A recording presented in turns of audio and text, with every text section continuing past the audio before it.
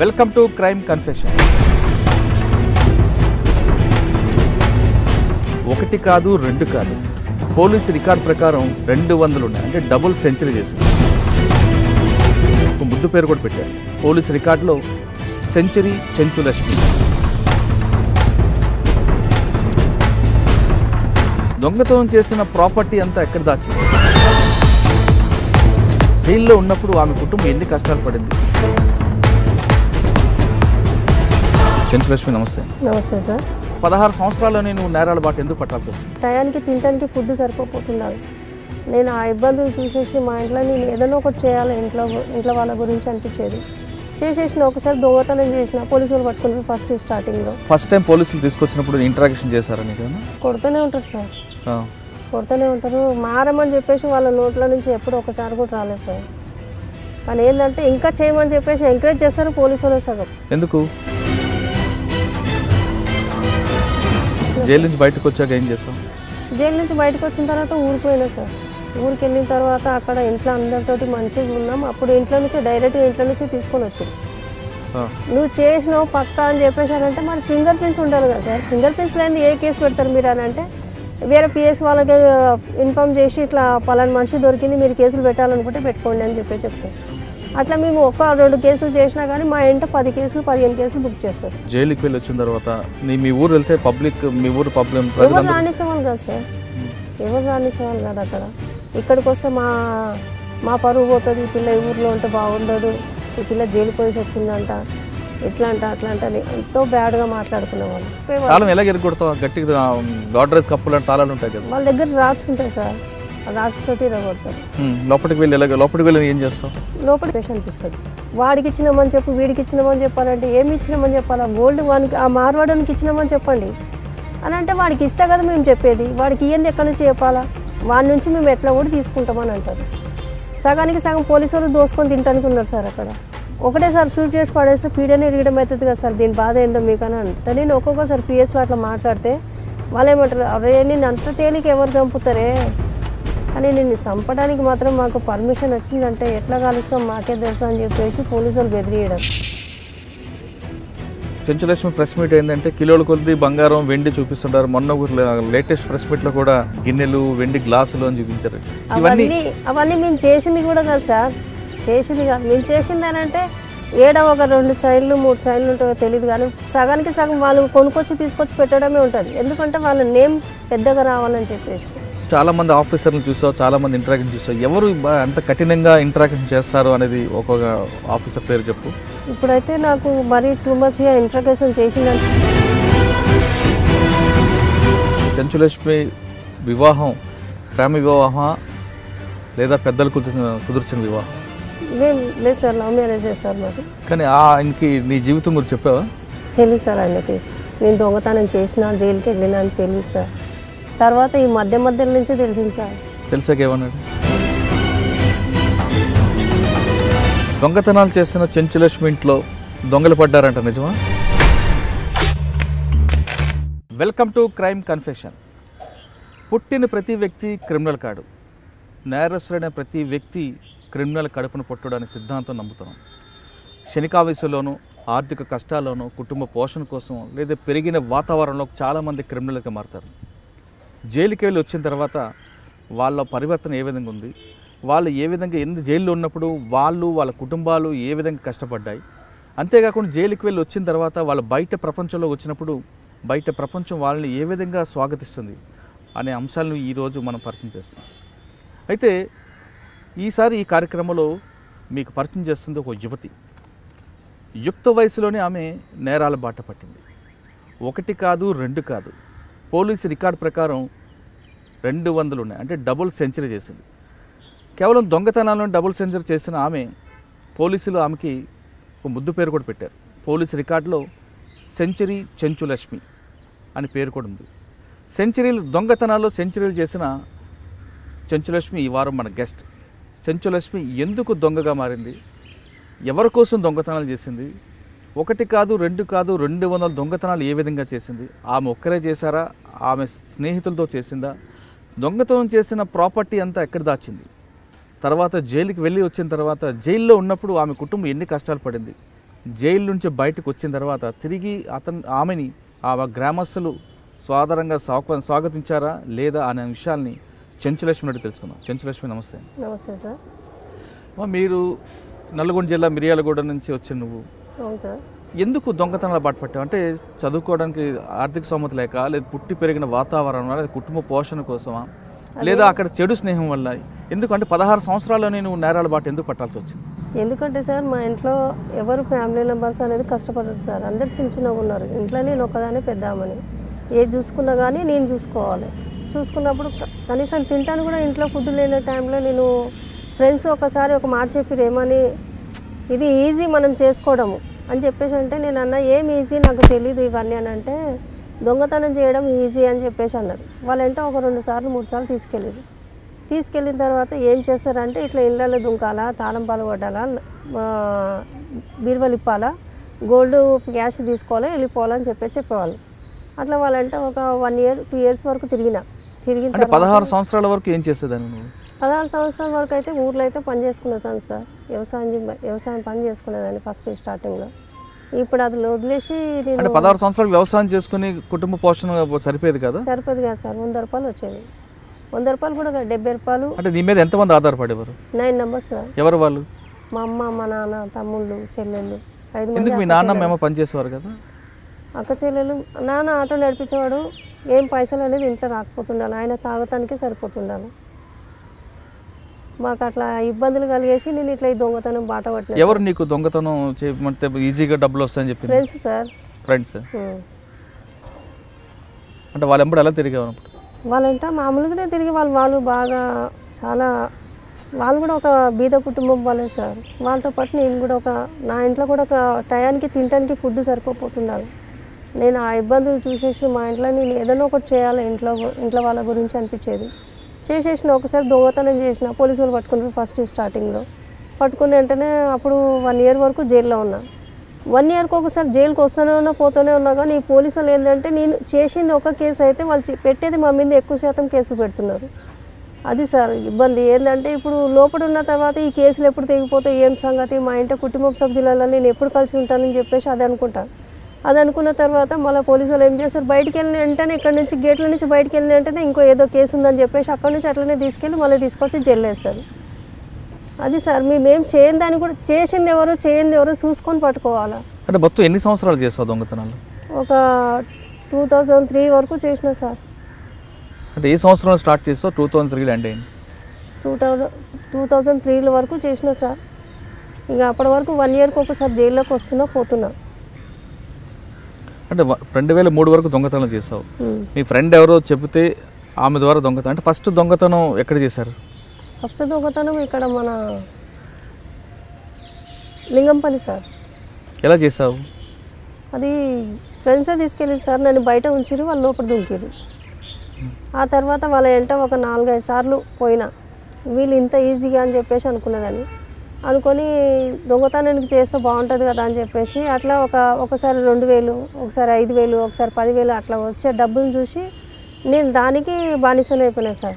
దొంగతనం అంటే మొదటిసారి నీ ఫ్రెండ్స్తో కలిపి దొంగతనం చేసినప్పుడు దొంగతన సొత్తులు నీకు ఎంత ఇచ్చారు? దాంట్లో నాకు ఇచ్చినప్పుడు ఒకసారి ఏమో 5,000 ఇచ్చి సార్, ఒకసారి 10,000, 2,000, 3,000 అట్లా వచ్చినాయి. వచ్చినప్పుడు ఇంక ఇట్లా ఫ్యామిలీ మంచిగా గడుస్తుంది కదా, మంచిగా ఉన్నాం, హ్యాపీగా ఉన్నాం, ఏదైతే ఈ వృత్తి బాగున్నట్టుందని చెప్పేసి ఇది ఎంచుకోవాల్సి వచ్చింది సార్ నాకు. అంటే ఫస్ట్ లింగంపల్లిలో చేస్తున్నాను చెప్తున్నాను, తర్వాత జైలుకి వెళ్ళి వచ్చిన తర్వాత, అంటే ఫస్ట్ లింగంపల్లి చేసిన తర్వాత పోలీసులు ఎప్పుడు పట్టుకున్నారు? లింగంపల్లి చేసిన రోజే ఇంట్లోనే పట్టుకున్నారు సార్ మాకు. ఇంట్లోనే దొరికావా? ఎలాగా? ఇంట్లో మేము చేసే మూమెంట్లో ఆ ఇల్లుగల్ల వాళ్ళు వచ్చిర్రు. వస్తే అప్పుడు లోపల ఎవరు అని చెప్పేసి వాళ్ళు అరిచిన తర్వాత అప్పుడు బయట నుంచి గొల్లెం పెట్టి పోలీస్ వాళ్ళకి కంప్లైంట్ చేశారు. ఎవరు అప్పుడు ఇన్స్పెక్టర్ ఎవరు దొరికారు? Prasad sir. Ramakrishna sir SI, circle inspector Prasad SI sir. Ramakrishna ఎక్కడ? ఇక్కడ మన అమర్పేటలో అప్పుడు సీసెస్లో ఉన్నారు సార్ ఆయన. ఓకే. అంటే ఫస్ట్ టైం పోలీసులు తీసుకొచ్చినప్పుడు ఇంటరాక్షన్ చేశారా నీకు? కొడుతూనే ఉంటారు సార్, కొడుతూనే ఉంటారు. మారమని చెప్పేసి వాళ్ళ నోట్ల నుంచి ఎప్పుడు ఒకసారి కూడా రాలేదు సార్. కానీ ఏంటంటే ఇంకా చేయమని చెప్పేసి ఎంకరేజ్ చేస్తారు పోలీసు వాళ్ళు సగం. ఎందుకు? ఎందుకంటే ఇప్పుడు మేము దొంగలు దొరకాలంటే చేయాలి కదా సార్. అంటే ఇప్పుడు దొంగతనం చేస్తేనే పోలీసు వాళ్ళు ఉన్నారని అంటారు. వాళ్ళు అట్లా ఎంకరేజ్ చేయబట్టి నువ్వు చేస్తే ఏంద్రా చేసినా కానీ ఎంజాయ్ చేసుకుంటావు, తింటావు తాగుతావు ఎంజాయ్ చేస్తావు అని అంటారు. కానీ మేము అది ఎంత ఏం లేదు సార్, మాకు అవసరం కూడా లేదు సార్, మా ఫ్యామిలీ నెంబర్ మాకు గడుస్తూనే అంతే చాలు అని చెప్పేసి అనుకున్నదని. ఆ టైంలో అట్లా అనుకున్నదని. అంటే ఫస్ట్ టైం నువ్వు ఇంట్లో తాళం వేశారు, పోలీసులు పట్టుకున్నారు, తర్వాత జైలుకి పంపించారు. జైలుకి వచ్చిన జైలు నుంచి బయటకు వచ్చాక ఏం చేసావు? జైలు నుంచి బయటకు వచ్చిన తర్వాత ఊరికి పోయినా సార్. ఊరికి వెళ్ళిన తర్వాత అక్కడ ఇంట్లో అందరితోటి మంచిగా ఉన్నాం. అప్పుడు ఇంట్లో నుంచి డైరెక్ట్గా ఇంట్లో నుంచి తీసుకొని వచ్చారు. ఇంట్లో నుంచి 4-5 సార్లు తీసుకొని వచ్చారు సార్. తీసుకొచ్చి ఎక్కడ పెట్టారు? జైలుకి పంపించారా? జైలుకి పంపిస్తాను ఉన్నారు. ఆ కేసులు నేను చేసింది కానీ పెట్టింది కాదు. కానీ ఒక్కసారి తప్పు చేసినందుకు పదే అని దొంగ అని ముద్ర మాత్రం కంపల్సరీ వేసింది సార్ మనిషికైతే. అంటే దొంగ అని ముద్ర పడిన తర్వాత జైలుకి వెళ్ళి వచ్చిన తర్వాత మీ ఊరు వెళ్తే మీ ఊరు పబ్లిక్ ఎవరు రాణించేవాళ్ళు కాదు సార్, ఎవరు రాణించేవాళ్ళు కాదు. అక్కడ ఇక్కడికి వస్తే మా పరువు పోతుంది, ఈ పిల్ల ఈ ఊర్లో ఉంటే బాగుండదు, ఈ పిల్ల జైలుకి పోయి వచ్చిందంట, ఇట్లా అంట అట్లా అంట అని ఎంతో బ్యాడ్గా మాట్లాడుకునేవాళ్ళు. కానీ జైలుకి వెళ్ళి రెండోసారి వచ్చిన తర్వాత మళ్ళీ ఇంకొకసారి ఎక్కడ దొంగతనం చేస్తాం? దొంగతనం అంటే మామూలుగా సార్ ఇప్పుడు వాళ్ళు ఫ్రెండ్స్ వదిలేసి అందరూ వదిలేసిన తర్వాత ఇప్పుడు నా సొంతంగా నేను చేసుకొని తింటాను ముమ్మెట్లా చేసిన ఒక 2-3 సార్లు దొంగతనం చేసిన తర్వాత ఈ పోలీసులు ఏం చేస్తారంటే ఒకసారి 2 సార్లు దొంగతనం చేస్తే అది క్యాచ్ చేసేస్తున్నారు. క్యాచ్ చేసేసి ఏమవుతుందంటే ఇది కంపల్సరీ చెంచులక్ష్మి చేసిన దొంగతనమే అని చెప్పేసి పోలీసులు కన్ఫామ్గా చేసేస్తున్నారు. అసలు నేను చేయలేదు సార్, నాకు అది సంబంధమే లేదు సార్ అంటే, లేదు నువ్వు చేసినావు అని చెప్పేసి నానా టార్చర్ చేయడము, అక్కడ హింసలు పెట్టడము, నువ్వు చేసినావు అని చెప్పేసి మస్తు కొట్టడము ఇట్లా చేసేవాళ్ళు.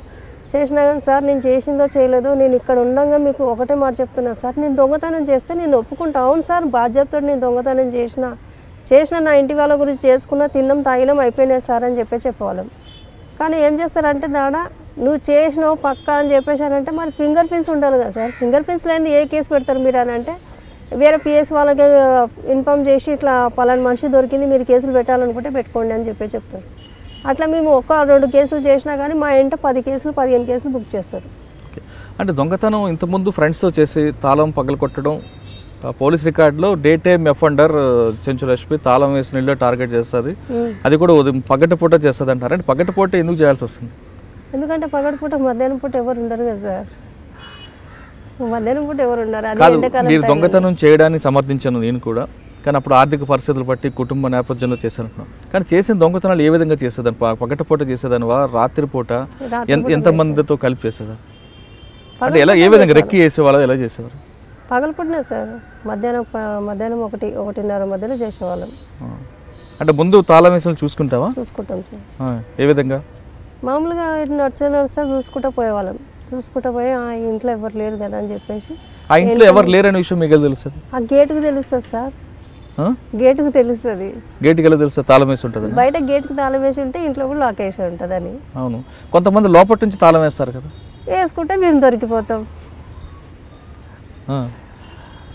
అంతే సార్. ఓకే, ఒక తాళం వేసుకుని చూసుకుంటారు, తర్వాత ఎప్పుడు దొంగతనం చేస్తారు? ఆ నిమిషంలో ఆ క్షణంలోనే చేసేస్తాం. ఎవరెవరు? నువ్వు ఇంకెవరు చేసేవారు? ఫ్రెండ్స్ చేసేవాళ్ళం. చేసేసి వెళ్ళిపోయేవాళ్ళం. తాళం ఎలా ఎరగొడతావు? గట్టిగా గాడ్రేజ్ కప్పులు అంటే తాళాలు ఉంటాయి కదా, వాళ్ళ దగ్గర రాడ్స్ ఉంటాయి సార్, ఆ రాడ్స్ తోటి ఎరగొడతారు. లోపలికి వెళ్ళి ఏం చేస్తావు? లోపలికి వెళ్ళి నేనైతే ఫస్ట్ కిచెన్లో దూరుతా సార్. ముందు తింటట్టుకు చూస్తా, తిన్న తర్వాత ఆ తర్వాత ఏ పని చేసుకుంటా నేను. అంటే ముందు తలుపు పగలగొట్టి లోపలికి వెళ్ళి కిచెన్లోకి వెళ్తావు, అంటే ఆకలితో వెళ్ళి చూసుకున్న తర్వాత ఏదైనా ఉంటే తింటా, లేకపోతే దానిక ఏం లేకపోతే బెడ్రూమ్లో దూరి ఇల్మారి మొత్తం ఎత్తుకులాడతాం సార్. అలాగా నువ్వు చేసే దొంగతనాల్లో ఏ ఇంట్లో ఎక్కువగా భోజనాలు దొరికాయి, ఏ ఇంట్లో ఎక్కువగా బంగారం దొరికింది? బాగా గుర్తున్న ఇల్లు? అంత ఐడియా లేదు సార్, మర్చిపోయినాం సార్. జనరల్గా వాళ్ళ ఇంటి భోజనాలు బాగుంటాయా అందరి ఇంట్లోని? బాగానే ఉంటాయి సార్. ఏంటంటే సార్ ఒకప్పుడు చేసినాం దొంగతనం సార్, ఇప్పుడు మాత్రం మాకు దొంగతనం గురించి నేను అసలు దాని జోలికి కానీ దాని ఊసుకు కానీ దాని పాపం చుట్టుపక్కల కానీ దాని దొంగతనం ఇక్కడ జరుగుతుందంటే అక్కడ సైడ్లో నుంచి చాలా దూరంలో ఉండాలనిపిస్తుంది సార్. అంటే మీలో మార్పు వచ్చిందని అంటాం. కానీ దొంగతనాలు చేస్తున్నప్పుడు పోలీస్ రికార్డ్స్లో చెంచులక్ష్మి చిన్నపిల్లలను తీసుకొని కిటికీలు తాళం వేసిన ఇంట్లోకి వెళ్ళడం, కిటికీల్లోండి లేదంటే విండోస్ లేదంటే మన వెంటిలేటర్లో తలుపులు తీసి ఆ గ్లాసుల్లోంచి చిన్నపిల్లలు లోపలికి పంపి దొంగతనాలు చేస్తుంటుంది అంటారు, నిజమా? లేదు సార్, అది రాంగ్ ఇన్ఫర్మేషన్ సార్. చిన్నపిల్లలు అనేది మా ఇంట్లో ఎవరు లేరు సార్. మీ ఇంట్లో కాదు, బయట బస్ స్టాండ్లో ఉన్న బస్ స్టాండ్ పిల్లలు కూడా నాకు అవసరం కూడా లేదు సార్. పిల్లలు తీసుకొని నేను ఎందుకు చేస్తాను సార్? చేస్తే నేను ఒకదాన్ని చేస్తాను, లేకపోయిందంటే ఎవరిని ఎంట తీసుకొని తిరగను. ఒకప్పుడు ఫ్రెండ్స్ ఉండాలి, తిరిగేదాన్ని ఫ్రెండ్స్ అంట. తర్వాత ఇప్పుడు నేను జైలుకి పోయినా ఒక 4-5 సార్లు జైలుకి పోయి వచ్చిన కానించి వాళ్ళు నీతో పాటు మేము కూడా దొరికిపోతున్నాము, నీతో పాటు మేము ఉండం తల్లి, ఎక్కడైనా వెళ్ళిపోతానంటే వెళ్ళిపోండి అని చెప్పిన. ఇంకా డైరెక్ట్గా మా అమ్మ వాళ్ళ ఇంటికి పోయినా. మా అమ్మ అన్నది, నువ్వు ఇంట్లోకి అసలు కాలు పెట్టొద్దు, నువ్వు మా ఇంట్లో పుట్టి చాలా చెడు చేసినావు, అసలు నువ్వు వద్దు మాకు అని చెప్పేసి అని అంటే ఎక్కడ పోవాలి ఎక్కడ తెలియక ఏదో ఒక పని చేసి జైల్లోనే బాగుందని చెప్పేసి దొంగతనం చేసి జైలుకి పోయిన తర్వాత మా అమ్మ నాన్న ఆ టైంలో ఏమన్న వాళ్ళు, నువ్వు దొంగతనాలు చేస్తున్నారు, మా ఇంటి దగ్గరకు వచ్చి పోలీసులు ఊకే అంటారు, మా పరువు పోతుంది, మా ఇజ్జత్ పోతుంది, నువ్వు రాకరా అని చెప్పేసి వాళ్ళు తిట్టారు. తిట్టిన కానించి వాళ్ళ ఇంటికి పోవడం బంద్ చేసిన తర్వాత సరేలే వీళ్ళు రానినప్పుడు ఏం చేయమంటావు, ఎక్కడైనా హాస్టల్లోనే ఉండి ఏదైనా పని చేసుకోవడం బతకడం అని బెటరు అని చెప్పేసి అనిపించే మూమెంట్లో ఈ పోలీసు వాళ్ళు ఆ పలానా దగ్గర కనిపించిందంటే కథం ఇక్కడిక్కడనే ఉంటుంది అని చెప్పేసి క్యాచ్ చేసేవాళ్ళు, క్యాచ్ చేసి తీసుకొని వెళ్ళిపోయేవాళ్ళు. కానీ పోలీస్ రికార్డులో నీ మీద 200 కేసులు కనిపిస్తున్నాయి. 200 దొంగతనాలు ఒక ఆడపిల్ల ఎలా చేసింది? 200 దొంగతనాలు సార్. నేను అసలు దాంట్లో యాక్చువల్ అంటే దాంట్లో చేసిన కొన్ని కేసులు ఉన్నాయి, పెట్టిరు, ఎక్కువ శాతం పెట్టిరు మాకు. కొన్ని కేసులు వాస్తవంగా చేసావు? నిజంగా చేసిన సార్ కొన్ని కేసులు. అంటే 2 రకాలు కనిపిస్తున్నాయి మోడ్ ఆఫ్ ఆపరెంట్. ఒకటి తాళాలు వేసిన ఇల్లు పగలగొట్టడం, 2 బస్ స్టాండ్లో బస్సుల్లో తిరుగుతూ పక్కన లేడీస్ బ్యాగులు కూడా తీసుకెళ్ళేవారు. లేదు సార్, నాకు ఆ పని రాదు సార్. స్నాచింగ్ అనేది నాకు రాదు సార్. చేసేది ఒకటి హౌస్ బ్రేకింగ్ తప్ప ఇంకొక వేరేది చేయను నేను. హౌస్ బ్రేకింగ్ ఎన్ని చేస్తుంటావు నీ లెక్క ప్రకారం? సుమారు అంటే ఒక 50-70 అట్లా చేసింటా సార్. ఇప్పుడు ఏంటంటే అంటే 50-70 చేశారంటున్నావు. 50-70లో ఫెయిల్ అయినవి ఎన్ని ఉన్నాయి, సక్సెస్ అయినవి ఉన్నాయి? సక్సెస్లో దాంట్లో ఒక 40 ఉంటాయి సార్, ఫెయిల్ అయినవి సగానికి సగం ఉన్నాయి సార్. అంటే సక్సెస్ అంటే ఏంటి, ఫెయిల్ అంటే ఏంటి? సక్సెస్ అంటే కొన్ని దొరికినాయి, కొన్ని దొరకంది. ఆ దొరికినవి ఏం చేసావు? దొరికినవి ఏం చేసినాం సార్, ఇంట్లో ఫ్యామిలీ మెంబర్స్కి మంచిగా చూసుకోవాలనుకున్నా. రాజేంద్ర నగర్లో ఇల్లు కట్టినా సార్, పోలీసు వాళ్ళకి గుంజేసుకున్నారు ఇల్లు కూడా, పోలీసు వాళ్ళకి కబ్జాలు అయిపోయింది. సో ఓకే, పోలీసు వాళ్ళు కబ్జాలు అయిపోయినా పర్లేదు, ఇప్పుడు కాకపోయినా ఎప్పటికైనా కానీ కష్టపడినా కానీ ఏదైనా చేసుకున్నా బతుకుతాను నేను అని చెప్పేసి అనుకున్నా. లాస్ట్కి వస్తే పోలీసు వాళ్ళు మమ్మల్ని రాజేంద్ర నగర్ పిఎస్ వాళ్ళు పట్టుకున్న తర్వాత అప్పటి నుంచి ఇక మమ్మీ నేను చాలా అప్సెట్ అయిపోయినాం. ఎందుకు ఇట్లా ఇంతగానో మేము ఇంత ప్రేమతో కట్టుకున్నా కానీ ఇల్లు గుంజేసుకుంటున్నారని చెప్పేసి. అంటే దొంగలించే సొమ్ముతో ఇల్లు కట్టుకోవడం నేరమే? అదే కదా సార్, అది మేము అనుకున్నాం, అట్లనే వదిలేసుకున్నాం సార్. పోలీసు వాళ్ళు అన్నారు మా కబ్జాలోకి వచ్చేసింది ఇల్లు, అసలు ఆ ఇంటి సైడ్ కూడా మీరు పోవద్దని చెప్పేసి అంటే వదిలేసినాం. అంటే ఇప్పుడు 40-50-70 దొంగతనం చేస్తున్నట్టు ఎంత దొరుకుతాయి సార్? పోయినప్పుడల్లా ఒక 30,000-20,000 దొరకడం మా కష్టం ఇప్పుడు. ఎందుకు పెద్ద ఇంట్లో నీ రికార్డుల్లో కిలో బంగారం 50 కిలోల వెండి చేసిందని చెప్పేసి ప్రూఫ్ ఉంది సార్. పోలీసు వాళ్ళు 1 కిలో బంగారానికి ఇప్పుడు నేను ఎక్కడనో ఉన్నా, కర్నూలు అవతల ఉన్నా, ఎక్కడనో వెళ్ళి బతుకుతున్నా, అక్కడి నుంచి తీసుకొచ్చి కిలో బంగారం అంటే నేను చేసిందని చెప్పేసి అక్కడి నుంచి చాలా దూరం నుంచి తీసుకొచ్చి టార్చర్ చేసేది. అసలు ఆ దొంగతనం మేము చేసిందే లేదు, పెట్టిందే లేదు, తిన్నది లేదు. వేస్ట్గా మమ్మల్ని ఎందుకు సార్ ఇట్లా ఇరికిస్తున్నారంటే, ఆ మార్వాడి దుకాణాలను చూపియండి, వాళ్ళకి ఇచ్చిందని చెప్పండి, వాళ్ళ దగ్గర నుంచి ఆటోమేటిక్గా తీసుకొచ్చుకుంటామని చెప్పేసి మమ్మల్ని కొట్టడం, టార్చర్ చేయడం. అంటే మీరు దొంగతనం చేసిన తర్వాత ప్రాపర్టీ మీ ఇంటికి తీసుకెళ్తావా లేదా మీ రిసీవర్ ఎవరికైనా ఇచ్చేస్తావా? ఫస్ట్ స్టార్టింగ్ అయితే రిసీవర్కి ఇచ్చేస్తాం సార్, ఇంట్లో ఏది పెట్టుకోము. తర్వాత రిసీవర్డు ఒక ఆయనను పట్టుకుంటాం, 10 మందికి ఇవ్వము. కానీ ఏంటంటే ఆయన కూడా సడన్గా ఆయనను కూడా ఎవరైనా ఒకరు పట్టించారంటే వాడు కూడా మోసపోతాడు. అంటే 40 ఇంట్లో అంటే ఎక్కువగా బంగారం దొరికిన ఇల్లు ఎక్కడ ఉంటుంది? ఎక్కువ శాతం అంటే ఇప్పుడు బంగారం పెట్టట్లేదు సార్. అప్పట్లో పెడుతున్నారు సార్, దొంగతనాలు ఎక్కువైపోయినాయి దేశం మీద, ఎవరు పెడుతున్నారు సార్? కానీ నేను వదిలేసిన సార్ అవన్నీ. నువ్వు వదిలేసావు, కానీ అప్పుడున్న పరిస్థితుల్లో ఏ ప్రాంతాల్లో ఎక్కువగా ఈ ఇంట్లో బంగారం ఉంది, ఈ ప్రాంతంలోకి వెళ్తే మనకు సక్సెస్ అవుతాం అనేది మీకు ఐడియా ఉంటుంది? సార్ అట్లా ఏం లేదు సార్, మామూలుగానే ఎక్కడైనా కానీ మామూలుగా దొరికింది, కానీ కిలోల కొద్దిగా మాత్రం ఎక్కడ దొరకలేదు సార్ నాకు. అంటే ఎక్కువ లింగంపల్లితో పాటు ఎక్కువ ఎక్కడ చేస్తుంటారు? లింగంపల్లి, కుక్కడపల్లి, తర్వాత మన గచ్చిబౌలి, తర్వాత ఎక్కువ శాతం అంటే ఇక్కడ అమర్పేట సైడ్ సార్. అంటే లింగంపల్లి, కుక్కడపల్లి, గచ్చిబౌలి ఎందుకు ఎంచుకున్నావు ఎక్కువ? పోలీస్ రికార్డులో కూడా ఆ పోలీస్ స్టేషన్లో రాజేంద్ర నగర్ ఆ ప్రాంతంలో ఎక్కువగా కనిపిస్తుంది దొంగతనం. లేదు సార్, రాజేంద్ర నగర్లో తక్కువ ఉన్నాయి సార్. కానీ కుక్కడపల్లి, లింగంపల్లి ఎందుకు ఎంచుకున్నావు?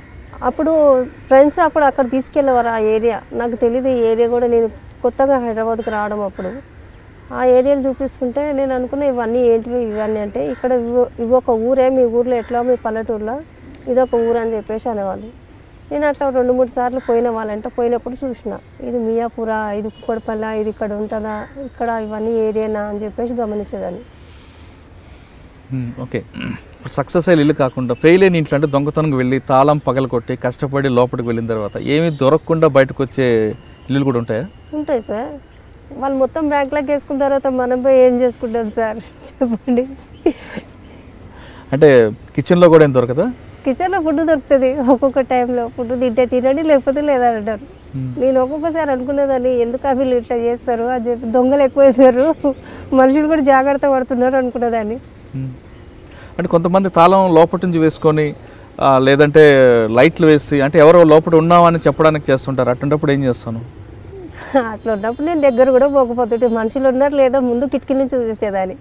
ఉన్నారంటే బయట నుంచి బయటికి వెళ్ళిపోతుంటే, లేదు ఎవరు లేరు అన్న మూమెంట్లో లాక్ వలగొడుతుంది. అంటే మధ్యాహ్నం టైంలోనే? మధ్యాహ్నం టైంలో సార్. ఓకే, అంటే ఆ ఇల్లు డబ్బు గల ఇల్లా లేదా మామూలు ఇల్లు అని ఎలా తెలుస్తుంటుందా? మామూలుగా అంటే డబ్బు ఇప్పుడు వాళ్ళు పేదవాళ్ళ, డబ్బు గల లేదా మామూలు మధ్యతరగతి కుటుంబం అనేది ఎలా తెలుస్తుంటుంది? అంటే ఒక మామూలుగా అంటే ఒక మామూలుగా ఇట్లా చూసేదాన్ని.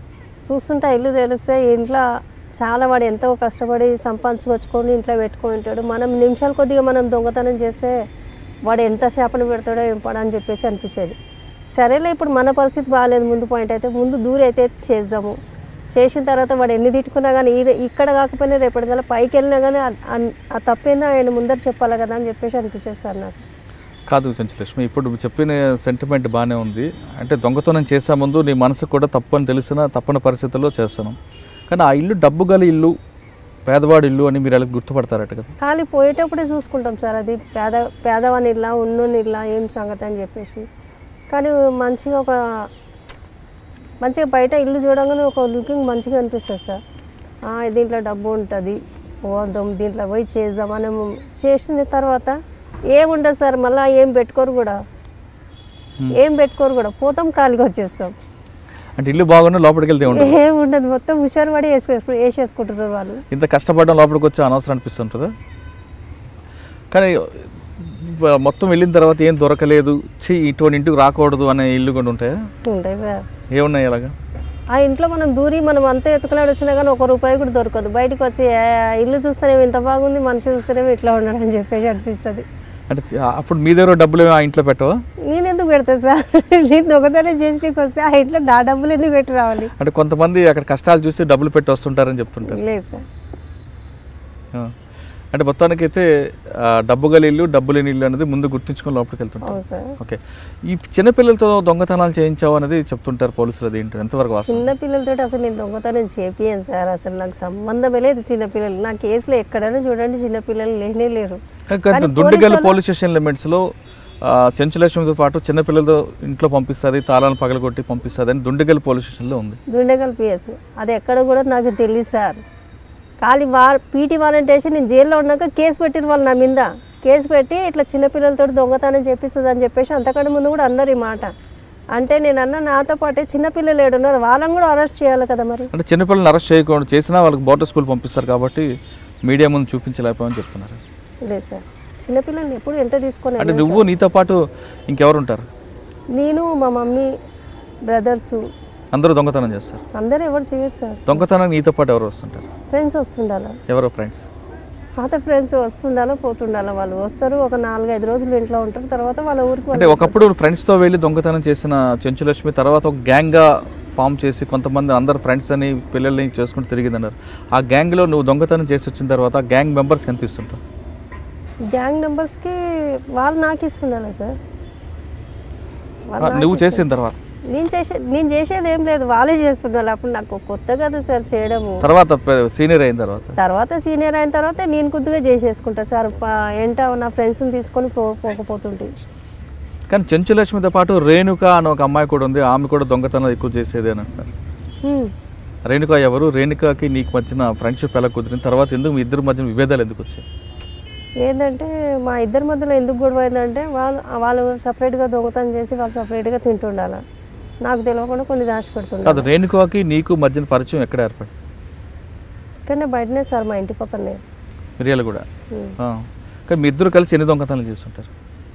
ముగ్గురం సార్, నేను పద్మ, నలుగురు. నా ఫోన్ నెంబర్స్ ఉన్నాం సార్. ఎవరెవరు? నేను, పద్మ, సాలమ్మ, రేణుక, నేను. కానీ తర్వాత ఎందుకు మీ అందరి మధ్య విభేదాలు వచ్చాయి? ఇట్లా పోలీసులు పట్టుకున్నప్పుడు భయపడి వాళ్ళు పారిపోయేవాళ్ళు సార్. పోలీసులు పట్టుకున్నప్పుడు వాళ్ళు కానీ ఒక్క దాంట్లో రికార్డ్ లేదు సార్. ఒక పిఎస్లో అయితే వాళ్ళ రికార్డ్ ఉంది, కానీ వాళ్ళు ఎంతగానో పట్టుడు పడలేదు. వాళ్ళు ఎక్కువ శాతం అంటే నేనే ఎక్కువ శాతం పట్టుడు పడుతున్నాను. అది చేసేది ఇంత కానీ పెరిగేది ఇంత పెద్దగా ఫ్యాన్స్ అంటే ఎక్కువ శాతం నేనే ఎక్కువ శాతం డెవలప్ అయిపోయినా అనిపిస్తుంది. నాకు తెలిసే చాలామంది చాలా పోలీస్ స్టేషన్లో ప్రెస్ మీట్లో నేను ఒక్కసారైనా మాట్లాడిచ్చిరా సార్. నాకు పోలీసులు పట్టుకుంటారు, వెంటనే రిమైండ్ డిఐజీని పిలిపియండి, వాళ్ళని పిలిపియండి, ముందర కూర్చోబెడతారు, గోల్డ్ చూపించేస్తారు, లోపడేస్తారు. కనీసం మా బాధలు కూడా కొంచెం అర్థం చేసుకోవాలి టైంలో. ఏంటి బాధలు? అప్పుడు ఏంటంటే మేము అసలు యాక్చువల్లీ అంటే దొంగతనం చేయని కూడా మమ్మల్ని తీసుకొచ్చి చేస్తున్నారు సార్ అని చెప్పే మూమెంట్లో కూడా మీరు ఏం మాట్లాడతారో ఏం మాట్లాడొద్దు అని చెప్పేసి భయపడించి, లేకపోయింది అనుకో తీసుకెళ్ళి ఇంకోసారి కోటింగ్ ఇస్తామని అంటారు, భయపడిస్తారు. అంటే మీకు ఎప్పటికైనా ఇంటరాక్షన్ చేశారు? కోటింగ్లు ఇచ్చారా? ఎవరు? మగ పోలీసులు ఇస్తారా, ఆడ పోలీసులు? జెంట్స్ ఇస్తారు సార్. ఆడవాళ్ళు ఎవరా? లేదు. ఎందుకు? రూల్ లేదు సార్ వాళ్ళకంటే మేము వినము అని చెప్పేసి జెంట్సే మమ్మల్ని కొట్టేశారు.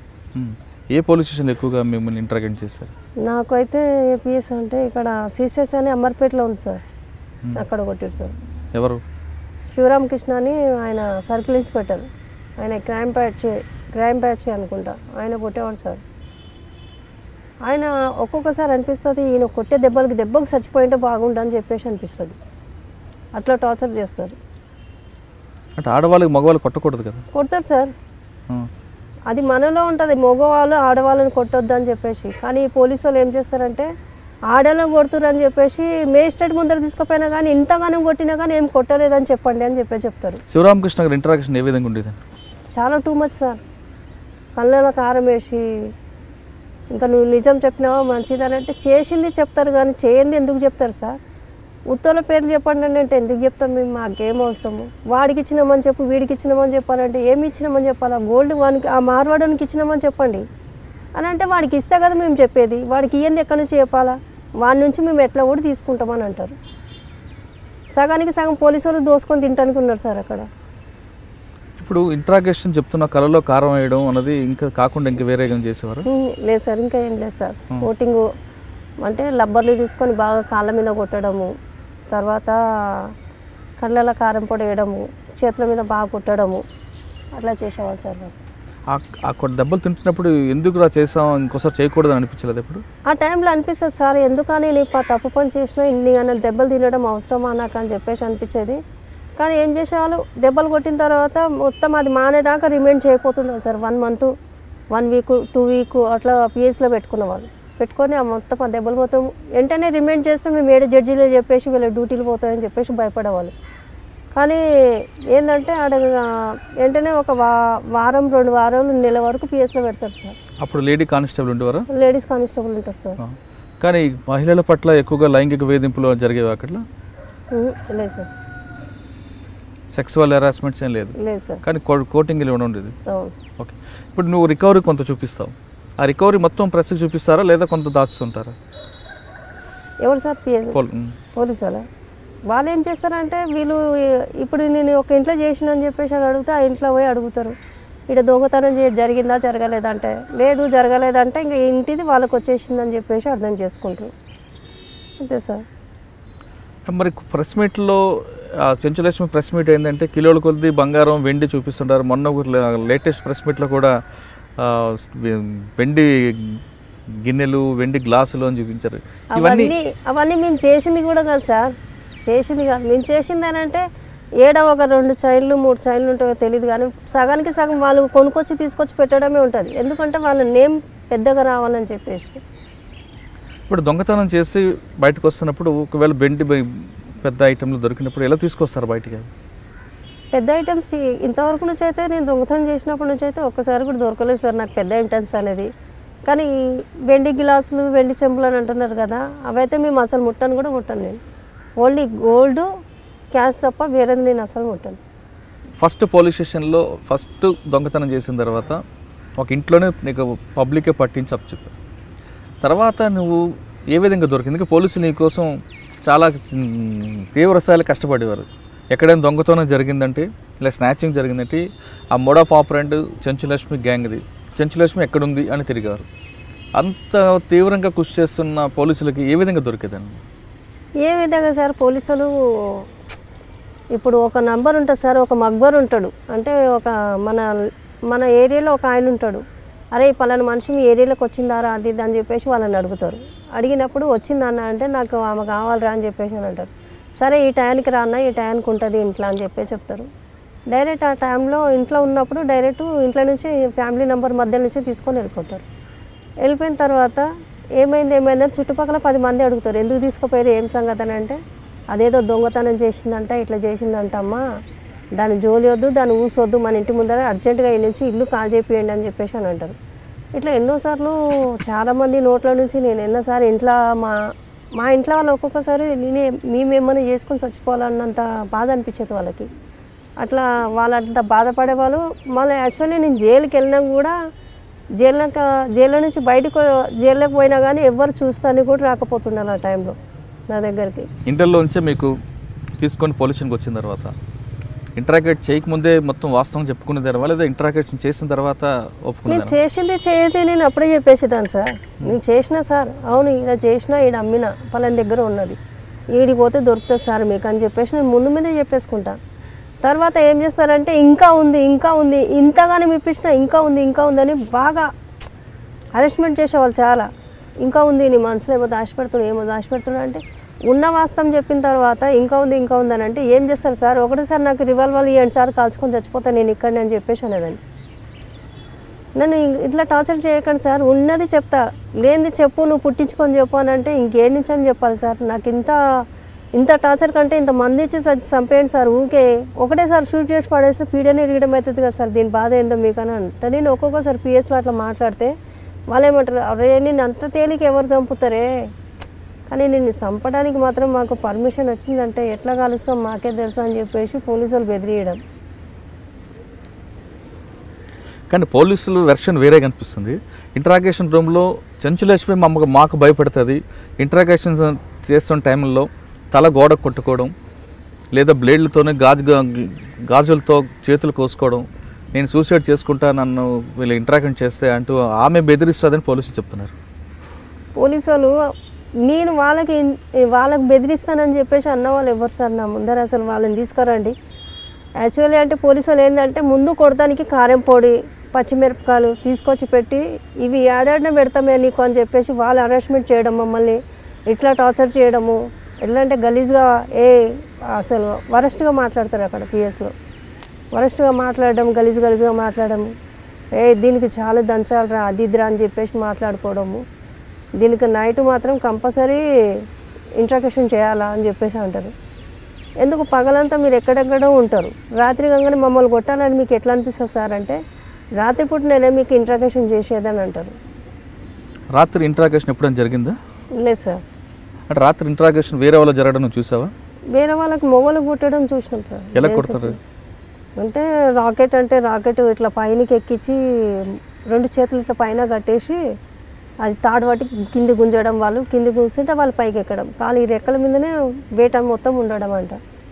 అట్లా జెంట్స్ కొట్టడం టైంలో మమ్మల్ని తీసుకెళ్ళాడు కూర్చోబెడతాడు, మీకు కూడా నెక్స్ట్ ఇట్లనే అవుతుంది చెప్పండి నిజం ఏందా అని చెప్పేసి అని అంటారు. నువ్వు ఎంత కొట్టుకున్నా కానీ మా నోట్ల నుంచి వచ్చేది ఒకటే మాట అని చెప్పేసి అంటే ఓహో నెక్స్ట్ అది అయిపోయినాక దీనికి ఎక్కియంటారు అని అంటారు. అట్లా భయపడిస్తారు. ఓకే, కానీ పోలీస్ స్టేషన్ నుంచి ఒకసారి పారిపోవడానికి కూడా ప్రయత్నం చేస్తాం అనేది ఉంది? లేదు సార్, ఏపీఎస్ నుంచి నేను వెళ్ళలేదు సార్. సరూర్ నగర్ నుంచి పారిపోదామని ఐడియా చేసినా కానీ ఎందుకనంటే వాళ్ళు పెట్టే టార్చర్కి అట్లా నా మనసులో అట్లా వచ్చేసి చేయాలా, ఈ పని చేయాలా, అసలు వీళ్ళకి దొరకకుండా ఎక్కడైనా దూరం వెళ్ళిపోవాలి, లేకపోతే నీకు ఏదైనా ఒకటి చేసుకుని చచ్చిపోవాలనిపిస్తుంది నాకు. అట్లా ఆ టైంలో అట్లా చేస్తారు వీళ్ళు. అట్లా పారిపోదామని ట్రై చేసిన సార్, మళ్ళీ దొరికిపోయినా నేను అన్నీ. దొరికిపోయినప్పుడు ఇంట్రాక్షన్ ఏ స్థాయిలో ఉండేది? ఇంకా చాలా టూ మచ్ ఉండేది సార్. ఇప్పుడు నువ్వు దాదాపు చాలామంది ఆఫీసర్లను చూసావు, చాలామంది ఇంటరాక్షన్ చూసావు, ఎవరు అంత కఠినంగా ఇంటరాక్షన్ చేస్తారు అనేది ఒక్కొక్క ఆఫీసర్ పేరు చెప్పు.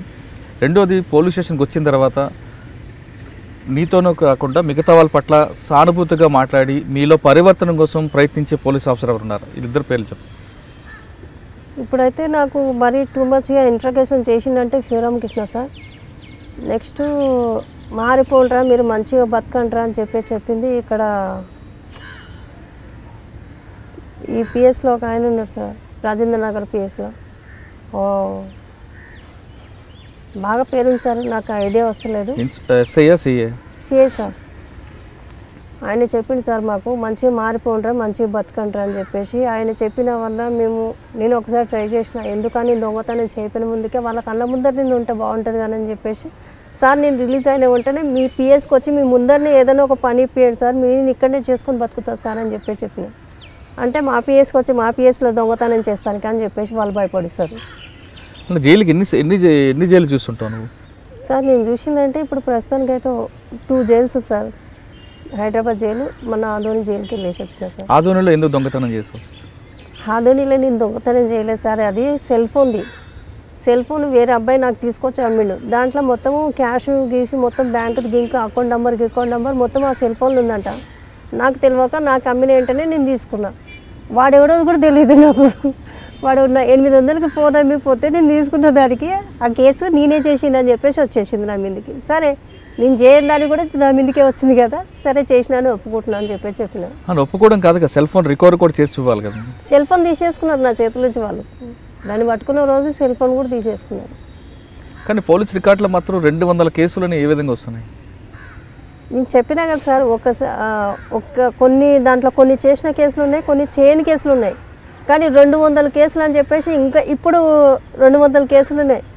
వాళ్ళు ఏమంటారు అంటే ఇది 200 కేసులు చేసింది, దీని ఇప్పుడు మళ్ళీ ఏదైనా ఒక కేసులో ఇరికియాలి దీన్ని అని చెప్పేసి అనుకుంటున్నారు సార్ పోలీసుల ఉద్దేశంలో. ఇప్పుడు నేను వచ్చే మూమెంట్లో ఒక ఆయన కనిపించిండు. ఏం చేస్తున్నావు, ఏం సంగతే, ఎక్కడ ఉంటున్నావు అన్నాడు. సీదా మాట్లాడు సార్, మీరు అట్లా వరస్ట్గా మాట్లాడొద్దు నాతోటి అని చెప్పేసి అన్న. నీ ఫోన్ నెంబర్ అంటే నా ఫోన్ నెంబర్ తోటి మీరేం చేస్తారు, ఏం చేస్తారు సార్ అని. మా డిఐజీ సార్ పిలుస్తున్నారు సార్, నాకు అర్జెంట్ పని ఉంది, వచ్చినాక మాట్లాడతాను. ఇప్పుడు కూడా గేట్ ముందరనే కూర్చొని ఉన్నాడు. ఇట్లా పోలీసులు ఎప్పటికి మారారా సార్, గీమే మాటలు. పిల్లల్ని ఇంట్లో కూడా అట్లా పిలుస్తారో లేదో కానీ సార్, దొంగతనం చేసిన వాళ్ళకి మరి అంత వరస్ట్గా మాట్లాడతారు, అంత బూతుగా మాట్లాడతారు. అంటే వాళ్ళు కేసులు బ్రేక్ చేయడానికి ఇంట్రాగేషన్ అదొక పద్ధతి అని వాళ్ళ ఆఫీసర్లు చెప్తుంటారు. అది బ్రేక్ చేస్తానికి వాళ్ళ ఇంట్రాగేషన్ చేయమని చెప్పండి. దొంగతనం తప్పు చేసిన వాడు కంపల్సరీ ఇక్కడ మీరు నరకం అనుభవించినా కానీ పైకి పోయినా కానీ ఇంతకంటే డబుల్ నరకం ఉంటుంది. మరి ఆ విషయం తెలిసినప్పుడు ఎందుకు దొంగతనం చేస్తారు? కానీ దాంట్లో నేను అంటున్నా కదా, కొన్ని కేసులు మేము చేసినా ఉంటే ఇన్ని కానీ కేసులు మా మీద బనాయించి పెట్టారు సార్.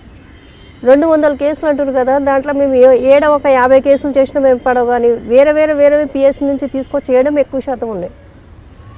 మరి ఈ విషయం దాంట్లో ప్రాపర్టీ మనం కోర్టులోకి వెళ్తే ఏమంటారు సార్, జడ్జి కూడా పోలీసు వాళ్ళ మాట్లాడింటారు. జడ్జి సార్ మేము దొంగతనం చేయలేదు సార్ అంటే, వాళ్ళని పిలవండి అయ్యా వీళ్ళని పిలవండి అయ్యా అని చెప్పేసి ఒక 2 ఇయర్స్ 3 ఇయర్స్ అట్లనే జైల్లోనే మురగొడుతుంటారు వాళ్ళని. ఇంకా వాళ్ళ ఫ్యామిలీ మెంబర్స్ ఏమైపోతారు సార్.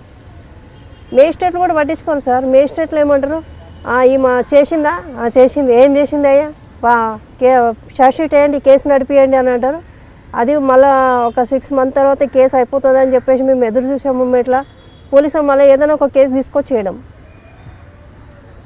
సార్ మేము ఈ కేసు చేయలేదు సార్, ఇది అనవసరంగా వేస్తున్నారు సార్ అంటే, చేయండి వేస్తారమ్మా మీకు అని చెప్పేసి మేజిస్ట్రేట్లు అంటారు. ఓకే, కానీ ఈ కేసులు, ఈ వ్యవహారం, కోర్టులు, జడ్జీలు, అడ్వకేట్స్ తిరుగుతున్నప్పుడు మీ కుటుంబ సభ్యుల సహకారం ఉంటుందా?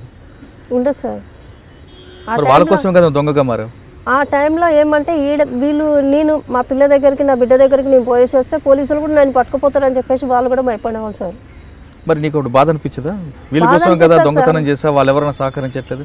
నాకు కూడా చాలా బాధ అనిపించేది సార్. ఏమని తెలుసా, ఇంతవరకు నుంచి అయితే ఇన్ని సంవత్సరాల నుంచి వాళ్ళ గురించి నేను దొంగతనం చేసిన, కానీ వాళ్ళు నాకు చాలా దూరం చేస్తారని చెప్పేసి బాధ అనిపించేది. కానీ ఏంటంటే ఇప్పుడు నా కాళ్ళ మీద నేను బతుకుతున్నా సార్. మాకు ఏకే సింగ్ సార్ అయితే మాకు వారానికి ఒకసారి లోపలికి వచ్చి, మా నరసింహ సారు, సైదుల్ సారు వారానికి ఒకసారి వచ్చి లోపల, ఇంతకన్నా జైల్లో ఇట్లా లేకుండా సార్, డ్యూటీలు వేయడము పెట్టియడం ఇవన్నీ లేకుండా. ఫస్ట్ వాళ్ళు దొంగతనం చేసిరా, కేసు వాళ్ళ శిక్ష వాళ్ళు అనుభవించిరా, వెళ్ళిపోయారా బయటికి అని చెప్పేసి అదే ఆలోచించేవాళ్ళు. కానీ ఇప్పుడు వాళ్ళు మాకు సొంతంగా మా కాళ్ళ మీద మేము నిలబడాలని చెప్పేసి మాకు వారానికి ఒకసారి వచ్చి లోపలికి వచ్చి ఇట్లా కౌన్సిలింగ్ ఇస్తారు. ఏమని, మీరు మంచిగా మారండి అమ్మ, మీకు బయటికి వెళ్ళి అంటేనే జాబులు కావాలంటే జాబులు ఇస్తామమ్మా, మీరు మంచిగా మారితే మాకు అంతే సంతోషం రా అని చెప్పి చెప్తారు.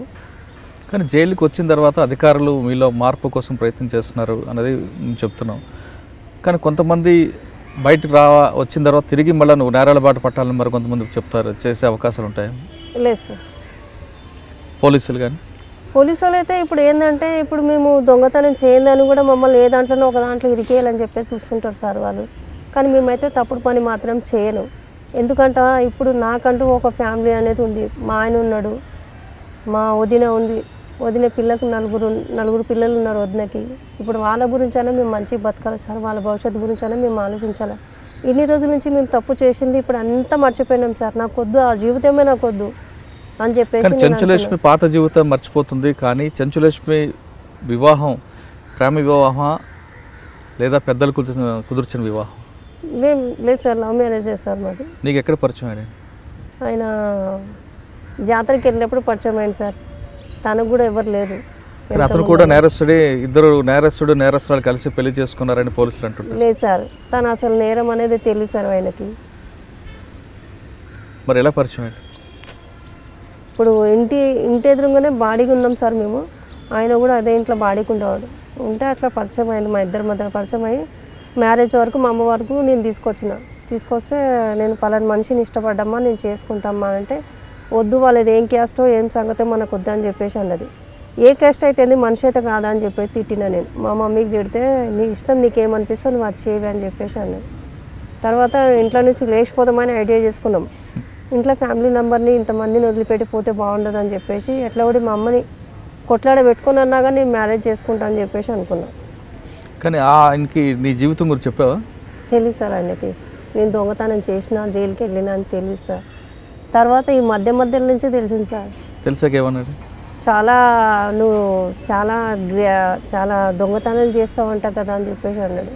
నేను అన్న దొంగతనాలు ఒకప్పుడు చేసిన, ఇప్పుడు నాకు వద్దని చెప్పేసి నేను అంతా వదులుకున్నాను. నా బతికేందో నేను బతుకుతున్నాను, నా లైఫ్ ఏందో నాకేందో ఇప్పుడు కనిపిస్తుంది. నిమిషంలో 10,000 15,000 సంపాదించుకున్న దానికి ఇట్లాంటి లైఫ్ ఎందుకు వచ్చిందా అని చెప్పేసి నేను బాధపడతలేను. ఇప్పుడు గర్వంగా ఉంది, ఎందుకంటే తలెంతుకొని నేను బతుకుతున్నా, నాకు అది చాలు. అప్పుడు ఏ పోలీసు ఎవడొచ్చి తీసుకుపోతాడు అని చెప్పేసి భయపడేవాళ్ళం, కానీ ఇప్పుడు నాకు ఆ భయం అనేది లేదు. కానీ పెళ్లి చేసుకున్న తర్వాత నీ నేర జీవితం గురించి మీ భర్తకు తెలిసిన తర్వాత అతను రియాక్షన్? వదిలిపెడదామని మూమెంట్లో ఆ టైంలో ఉంది సార్ ఆయనకి. వదిలిపెట్టేసేయాలి, ఎందుకు దీంతో పాటు ఉండి నన్ను కూడా దొంగని చేస్తారు, రేపటికల్లా నన్ను కూడా తీసుకెళ్ళి అరెస్ట్ చేసి జైల్లో తీసుకొని పెడతారని చెప్పేసి భయపడేవాడు. తర్వాత మారాడా? తర్వాత మారింది సార్. ఏమంటారు ఇప్పుడు ఏమంటుండే, నువ్వేం చెప్తే నేను అది వింటారని చెప్పేసి అని అంటాడు.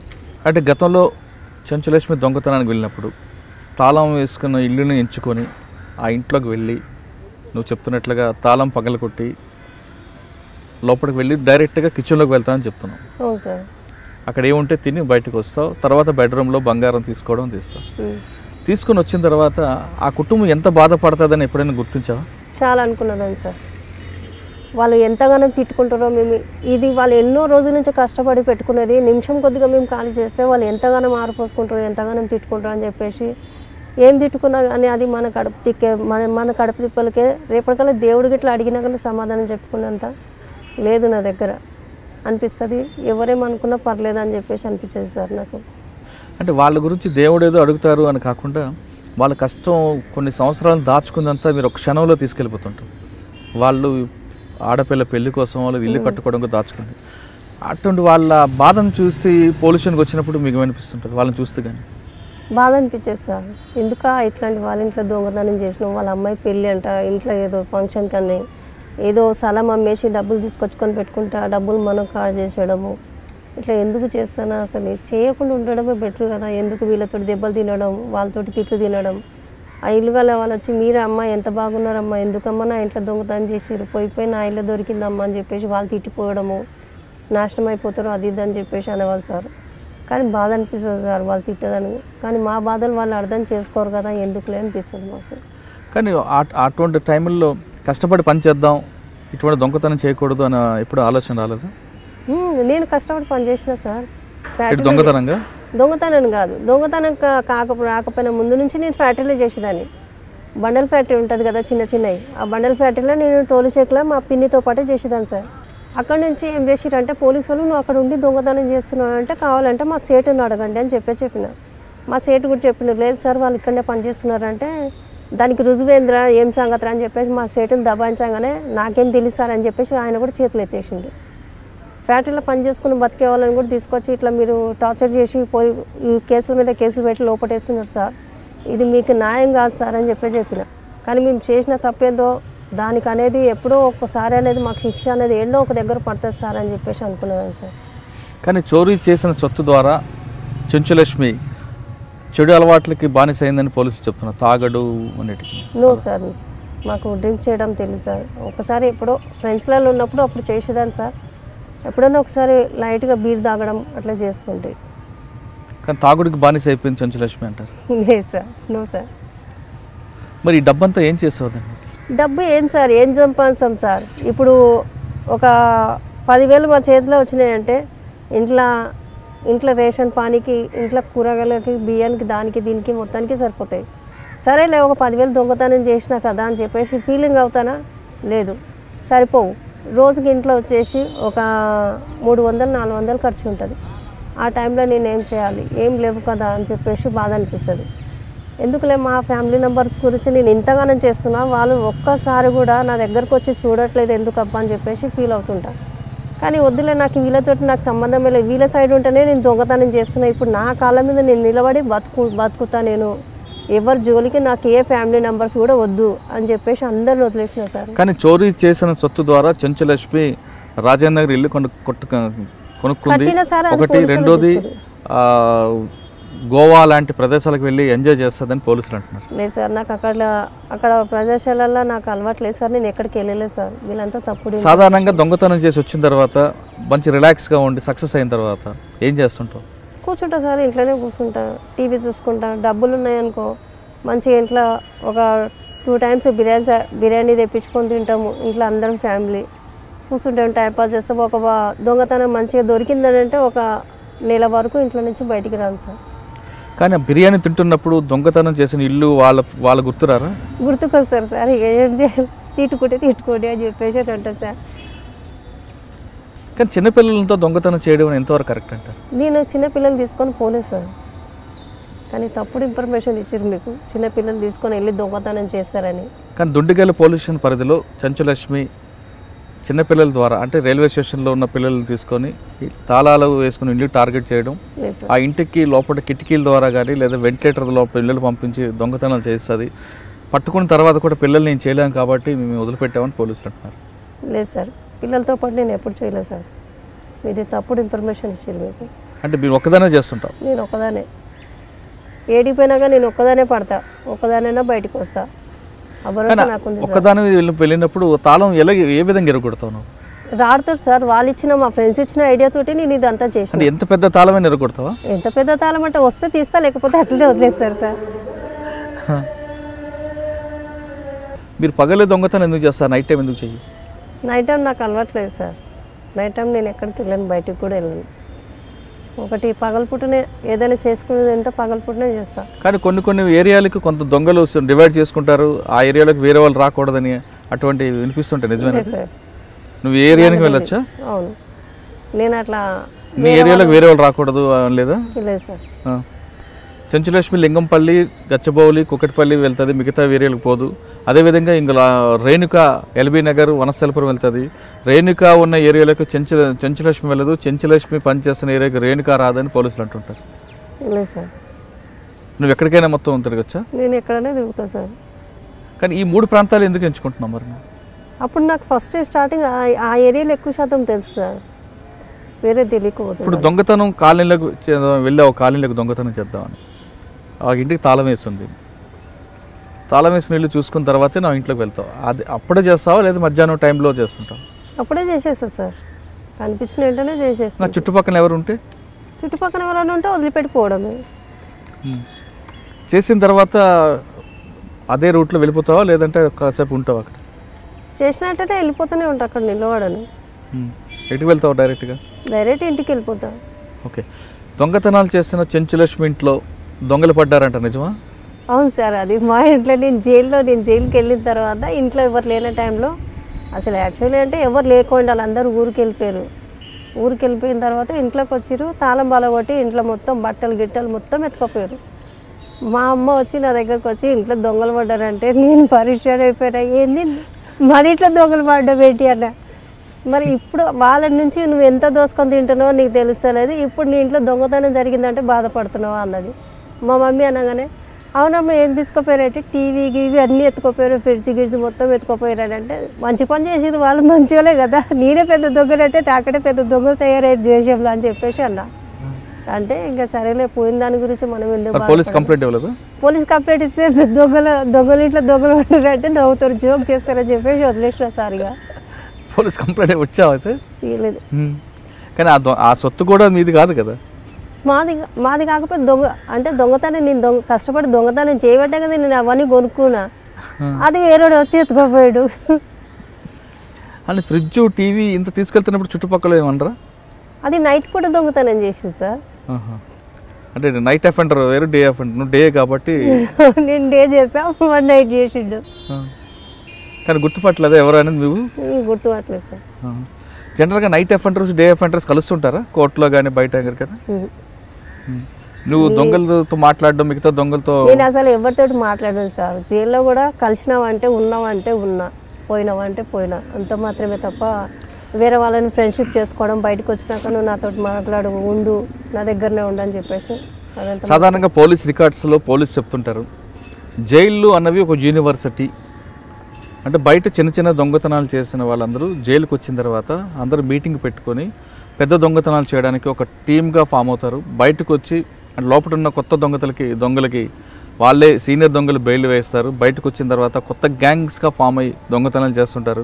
అంటే జైల్స్ అనేవి ఒక యూనివర్సిటీగా మారుతున్నాయని పోలీసులు అంటుంటారు. అది నిజం? అది లేదు. కానీ ఏంటంటే అక్కడ వాళ్ళు దొంగతనం చేసి ఈ దొంగతనం మీదకి వచ్చినారు వీళ్ళు అని చెప్పేసి అంటే పాత వాళ్ళు ఉంటారు కదా, ఏం కేసులు వచ్చినా ఏం సంగతి అని అడుగుతారు. వాళ్ళని కేసులు వచ్చినాక అంటే ఎందుకమ్మా చేయడము, అసలు మీరు దొంగతనం మీ వయసేనా చేసేది, అసలు దొంగతనం చేయడం చాలా బ్యాడ్ రా, వద్దు మానేసుకోండి రా అని చెప్తుంటాం సార్ మేము లోపల. మాకు మా సార్ వచ్చి మాకు 1 వీక్ అంటే కొంతమంది చెప్పడం కాకుండా మిగతా దొంగలు ఎవరైనా ఇలా కాదు, ఈ విధంగా చేస్తే దొరికేదాను కాదు అనేది నేను అదంతా గమనించాను సార్. లోపల ఉంటే నా వర్క్ ఏందో నేనేందో. కానీ బయట నువ్వు తాళాలు పగలగొట్టడంతో దొరికిపోతుంటావు, నీ ఫింగర్ ప్రింట్స్ కొంతమందికి పోలీసులకు దొరుకుతాయి కాబట్టి దొరుకుతావు. దొంగతనం చేసి జైల్లోకి వచ్చి ఈసారి పోలీసులకు పట్టుబడకుండా ఉండాలంటే ఎలాగ చేయాలని ఆలోచిస్తుంటావా? లేదు సార్. ఎప్పుడు ఒకటే టైప్ చేస్తావా? నేను అట్లా కొత్తగా నేను ఆలోచించుంటే నేను ఈ పోలీసు వాళ్ళకి కూడా దొరకపోతుంటే సార్. నేను చేయదని కూడా నన్ను అనవసరంగా చేస్తున్నారు కదని అదొకటే బాధ తప్ప సార్. సరే, జైలుకి వచ్చావు, జైల్లో నీకు అధికారులు ఏ విధంగా చూసుకుంటారు? జైల్లో ఉన్న వాళ్ళు మేడమ్స్ అయినా కానీ సార్ వాళ్ళైనా కానీ చాలా బాగా చూసుకుంటారు సార్. మాకు కౌన్సిలింగ్ ఇస్తారు సార్. మాకు 1 వీక్ ఒక్కోసారి మాకు లోపలికి వచ్చి కౌన్సిలింగ్ ఇస్తారు. కౌన్సిలింగ్ ఇచ్చి ఏం చెప్తారంటే, మీరు మంచిగా ఉంటే మాకు సంతోషం రా, ఇట్లా 10 సార్లు రావడం పోవడం బాగా అనిపించదు, అది మీరు చీప్ అనిపిస్తారు పబ్లిక్, మీరు మంచి బతకడమే మాకు కావాలా. అది కాక బయటికి పోయిన వెంటనే మాకు ఆధారం అనేది బయటికి పోయిన వెంటనే ఉండదు, ఎక్కడ ఉండదు కదా. ఇన్నిసార్లు జైలుకి వెళ్ళినా పోయేసి మళ్ళీ బయటకు వస్తున్నా పోతున్నారంటే ఎవరు ఇల్లు ఇయ్యరు మాకు. మా సార్కి, మా వికే సింగ్ సారు, మా డిఐజీ సార్ వాళ్ళందరూ కలిసి మాట్లాడి మీకు ఇల్లు ఇప్పిస్తాం, అన్ని ఇప్పిస్తామమ్మా, పెట్రోల్ పంప్లో పని చేసుకో, మా ముందర నువ్వు ఉంటావా, ఉంటే ఏ పోలీసు వాళ్ళు వచ్చి మిమ్మల్ని టచ్ చేయరు అని చెప్పారు సార్. నేను అప్పటి నుంచి ఇప్పుడు 1 year నుంచి దీంట్లో పనిచేస్తున్నాను సార్. ఓకే, జైల్లో పని చేసుకుంటున్నావు, పెట్రోల్ పంప్లో పని చేస్తున్నావు, కొత్త జీవితాన్ని ప్రారంభించావు. అవును సార్. పోలీసులు రావడం అంటే అప్పుడు ఏం చేస్తుంటారు? రాని సార్, నేను పని చేసుకునేదంతా వాళ్ళకు కూడా తెలుస్తుంది. అంటే పాత కేసుల గురించి వచ్చినప్పుడు? పాత కేసులు అసలు నాకు లేవు సార్, ఇప్పుడైతే మొత్తం క్లోజ్ అయిపోయినాయి. సాధారణంగా జైలుకి వెళ్ళి వచ్చిన తర్వాత కాలనీల్లో ఇల్లు ఇవ్వరు, కుటుంబ సభ్యులు రానివ్వరు, అటువంటి పరిస్థితి ఎదుర్కొన్నావా? అట్లాంటి పరిస్థితులు ఎదురు చూసుకొని నేను మేడం వాళ్ళతో మాట్లాడి నేను ఇక్కడ జాయిన్ అయినా సార్. మేడం వాళ్ళు సార్ వాళ్ళు ఇల్లు ఇప్పించారు సార్. మేడం వాళ్ళు కూడా చాలా మంచిగా చూసుకుంటారు సార్ మాకు.